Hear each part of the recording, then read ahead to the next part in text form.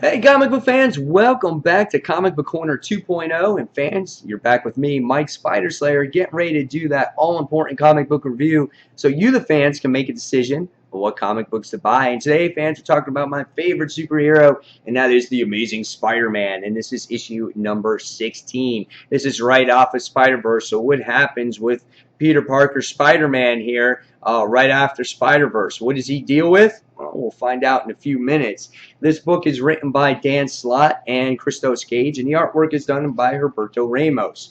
Now, Roberto Ramos doesn't do any of the artwork during events, but he does the main series. Now, if you're a fan of his artwork, and I am, I feel that his artwork fits the book. I love the coloring in this book as well, and I enjoy his artwork because, yes, Spider-Man is a gangly spider type of guy, and it kind of fits it, and that's the way his art style is. In this book, you can see there's lots of action sequences here, and I think the paneling layout is good. We get to see the return of J. Jonah Sr. and Aunt May in this book as well, and yeah, so lots of action, lots of battle against this particular creature that maybe some of you might not know, and that was me too. So yeah, we can get to see that continue here. So yeah, great artwork in this book.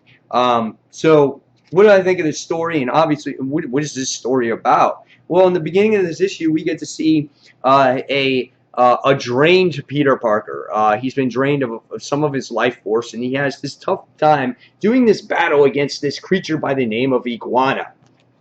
Have you guys ever heard of this guy named Iguana? I haven't. I had to actually do research because it was bothering me that bad when I was reading this book. I'm like, I'm a Spider-Man fan and I don't know a villain. How is that actually possible? And I looked at this character and I'm like, this dude reminds me of like the Lizard. So is he a relative to the Lizard? Well, we find out that after doing research, he appeared in 13 issues, the character. That is it. And his first appearance was in the Spectacular Spider-Man issue number 32. It's otherwise known called as a Zeus story. And he was a project of Kurt Connor's, I guess, to try to heal himself or whatnot. Well, an iguana wind up becoming this crazy mutant, and Spider-Man had to do battle against him. In a nutshell, that's what the character is, and that's how he was created. How has he returned?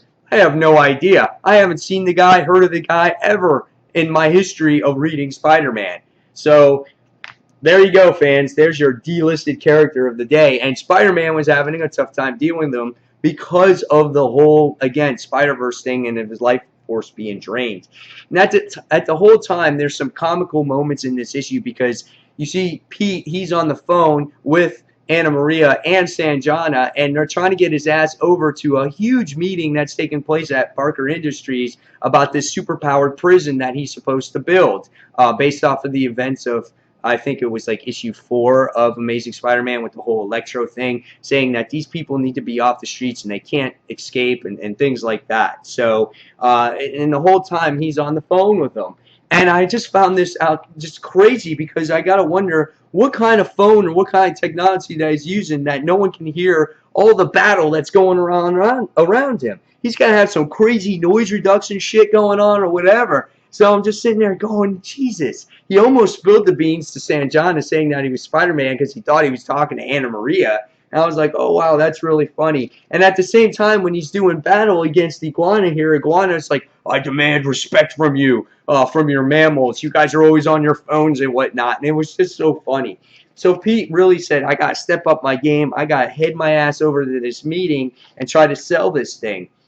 In this book, you come across to Liz Allen, who's in this book as well, with the former Multiman, which is his name was Mark Raxton, if you guys don't remember him, and he's involved with this presentation with the whole prison and whatnot too. But we find out in this issue that Liz Allen and her people are not really on Peter Parker's side, and they wind up going to Black Cat's little underground movement that she has going on here, and they're presenting something to a villain otherwise known as the Ghost to sabotage this project. And so by the time I got to the end of this issue, I was like, oh wow. And right when this issue really started getting good, it ended, and I was like, wow, we spent so much time with this DF listed villain character. The story was really starting to present itself here. Now, if you read further, there's more pages in this book that has to deal with Black Cat that I think is going to be like a tie-in here, a tie-in to this point one story that's coming up written by Jerry Conway. And I think it's really getting you to know Black Cat and what she's going through right now, how she lost everything, how she became the villain that she is at this point in time, and how she'll do anything to get her valuables back that were taken from her when she was arrested. And this is cool how it kind of tied into the story with Aunt May and Jay Jonah in the book, because they find out that this girl is just buying everything and there's no point in being there. So it was a cool little backstory. So what did I think of this issue? Again, I thought it was cool. I thought it was awesome to see Pete back into his, street level, his normal everyday surroundings, just doing battle against some generic guy and just trying to juggle 800 things at once. To me, that's Pete. That's the Spider-Man that I really love and that I enjoy.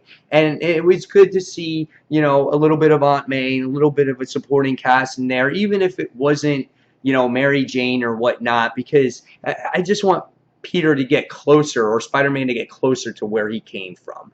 And I'm looking forward to these point one issues that are getting ready to come out, because it seems like a very street level type of Spider-Man that we have known with all these other characters also.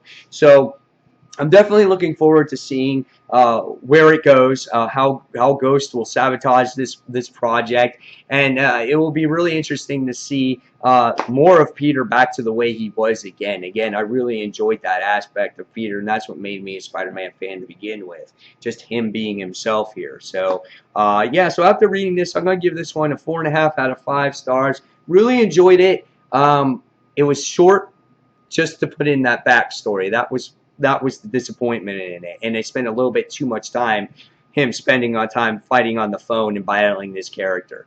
But otherwise, I enjoyed it for what it was. Guys, leave me your comments below on what you thought of this Amazing Spider-Man issue number 16.